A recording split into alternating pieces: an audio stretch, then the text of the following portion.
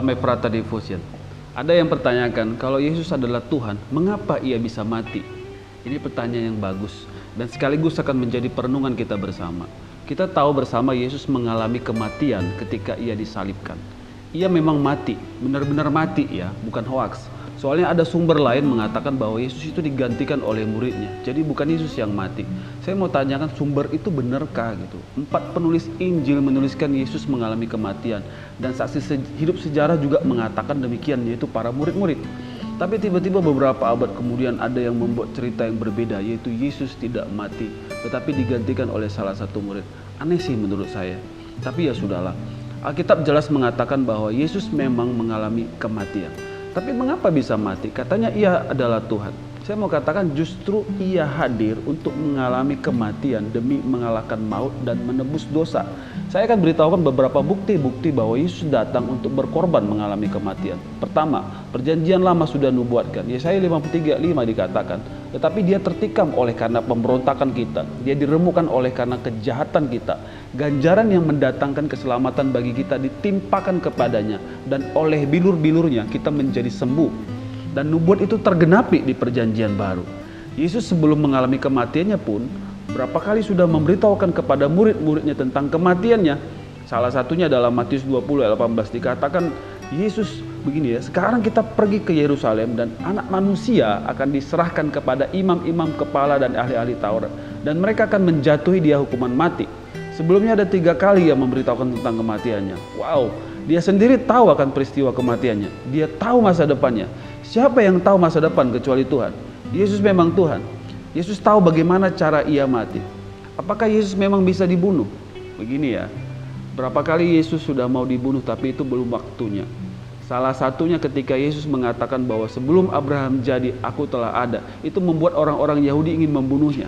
Itu bisa kita lihat dalam Yohanes 8:59 dikatakan, lalu mereka mengambil batu untuk melempari dia. Tapi Yesus menghilang dan meninggalkan bait Allah. Memang belum waktunya. Mereka tidak punya kuasa untuk membunuh Yesus.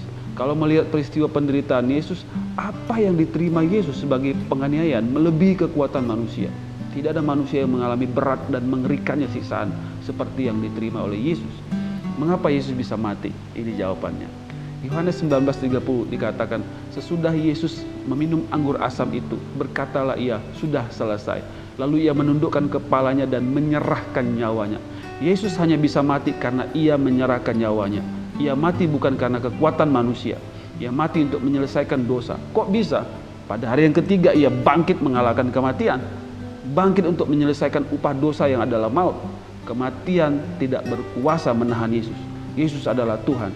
Dia sudah tahu rancangan kematiannya dan ia menjalani rancangan tersebut, dan ia mengalahkan kematian dengan kebangkitannya. Bagi kita yang ragu saat ini, bagi yang memiliki ketakutan karena dosa, bagi yang bimbang dalam iman dan kealahan, saya beritahukan, percayalah kepada Allah yang menyatakan dirinya melalui Yesus Kristus. Dialah Allah yang merasakan apa yang kamu rasakan di dunia.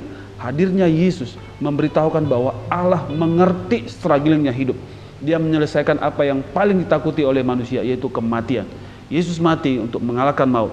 Dia bangkit dan hidup. Bagi kita yang percaya kepadanya dan mengaku dosa, kita tidak akan mengalami kebinasaan, melainkan beroleh hidup yang kekal. Percayalah, maka kamu akan hidup. Mari kita berdoa. Bapa yang baik, terima kasih Engkau berkarya melalui Yesus Kristus untuk bisa menyelesaikan dosa. Bahkan Engkau mati di kayu salib untuk menebus dosa kami, dan Engkau bangkit pada hari yang ketiga. Engkau adalah Tuhan yang mengalahkan maut. Engkau adalah Tuhan yang menyelesaikan dosa. Engkau adalah Tuhan yang mengampuni dosa kami. Kami mau percaya kepada Engkau. Dengan iman kami percaya. Kami percaya Yesus adalah Tuhan dan Juru Selamat kami. Maka kami tidak akan binasa, melainkan beroleh hidup yang kekal. Ini menjadi pengharapan dan kekuatan bagi kami yang khawatir, yang takut saat ini. Biarlah Tuhan, kami tak percaya, punya iman bahwa Yesus adalah Tuhan dan Juru Selamat kami. Kami sudah dijamin oleh Tuhan. Terima kasih Bapa, di dalam nama Yesus kami telah berdoa. Amin.